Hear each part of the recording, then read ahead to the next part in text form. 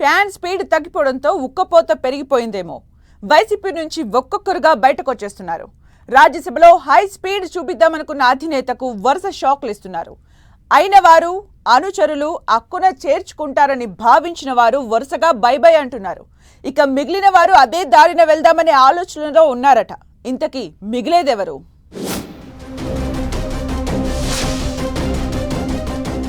Assembly ఎన్నికల్లో ఓటమితో కుదేలైన వైసీపీకి రాజ్యసభ సభ్యులే ఓదార్పుగా నిలుస్తారని అంతా భావించారు. టీడీపీ కూటమికి తిరుగులేనంత బలం ఉన్నా 2 ఏళ్ల వరకు రాజ్యసభలో అడుగుపెట్టే అవకాశం లేదన్న ధీమాతో కేంద్రంలో తమకు ఎదురే లేదన్నట్లు భావించింది వైసీపీ అగ్రనాయకత్వం. తీరా రోజులు గడుస్తున్న కొద్దీ పార్టీ అధినేతకు షాక్ మీద షాక్నిస్తూ రాజ్యసభ సభ్యులు ఒక్కొక్కరుగా పార్టీని వీడిపోతున్నారు. ఇప్పటికే సీనియర్ నేతలు మోపిదేవి వెంకటరమణ, బీద మస్తాన్ రావు రాజ్యసభతో పాటు వైసీపీకి రాజీనామా చేయగా, తాజాగా బీసీ ఉద్యమ నేత ఆర్ కృష్ణయ్య కూడా రామ్ చెప్పేశారు. తెలంగాణకు చెందిన ఆర్ కృష్ణయ్యను రాజ్యసభ సభ్యుడిగా అనూహ్యంగా ఎంపిక చేసిన వైసీపీకి అంతే అనూహ్యంగా షాక్ ఇచ్చారు కృష్ణయ్య.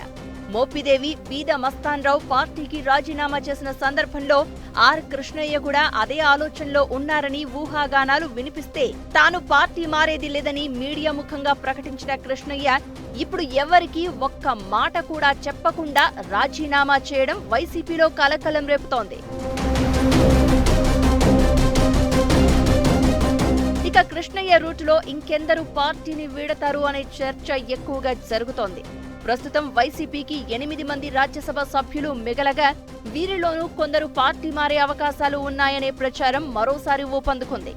ముఖ్యంగా వ్యాపార, పారిశ్రామిక రంగాలకు చెందిన వారు తమ రాజ్యసభ సభ్యత్వాన్ని వదులుకుని అధికార పార్టీతో సయోధ్యకు ప్రయత్నిస్తున్నట్లు ప్రచారం జరుగుతోంది.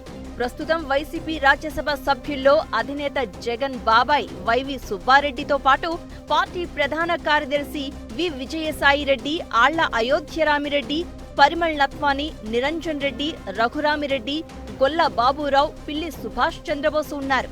వీరిలో పిల్లి సుభాష్ చంద్రబోస్, ఆళ్ల అయోధ్యరామిరెడ్డి వంటి వారు ఇంతకు ముందే పార్టీ మారేది లేదని ప్రకటించారు.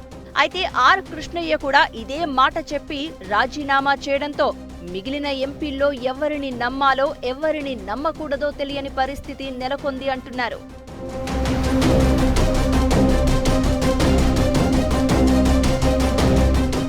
ప్రస్తుతం ఉన్న 8 మందిలో జగన్ బాబాయ్ వైవి సుబ్బారెడ్డి, ముఖ్య నేత వి విజయసాయిరెడ్డి, జగన్ వ్యక్తిగత న్యాయవాది నిరంజన్ రెడ్డి మాత్రమే పార్టీలో కొనసాగే పరిస్థితి కనిపిస్తోంది అంటున్నారు.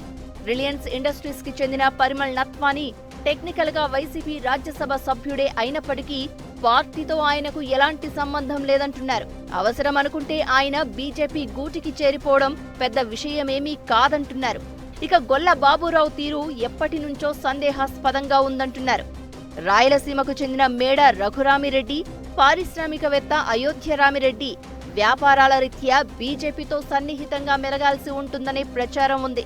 ఈ పరిస్థితుల్లో ఈ నలుగురిలో ఎవరైనా ఏ క్షణమైనా బై బై చెప్పే ఛాన్స్ ఎక్కువగా ఉందని చెప్తున్నారు. ఇక గోదావరి జిల్లాలకు చెందిన ఎంపీ పిల్లి సుభాష్ చంద్రబోస్ అడుగులు సందేహాస్పదంగానే ఉన్నాయి.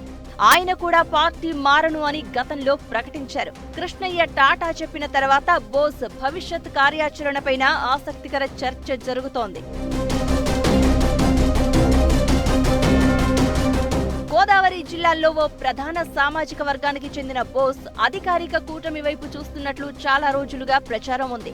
ఆయన సొంత నియోజకవర్గం రామచంద్రపురానికే చెందిన ఎమ్మెల్సీ తోట త్రిమూర్తులు జనసేన వైపు చూస్తున్నట్లు మరోవైపు ప్రచారం జరుగుతోంది. త్రిమూర్తులు, బోస్ గతంలో రాజకీయ ప్రత్యర్థులైన ప్రస్తుతం మంచి స్నేహితులుగా కొనసాగుతున్నారు.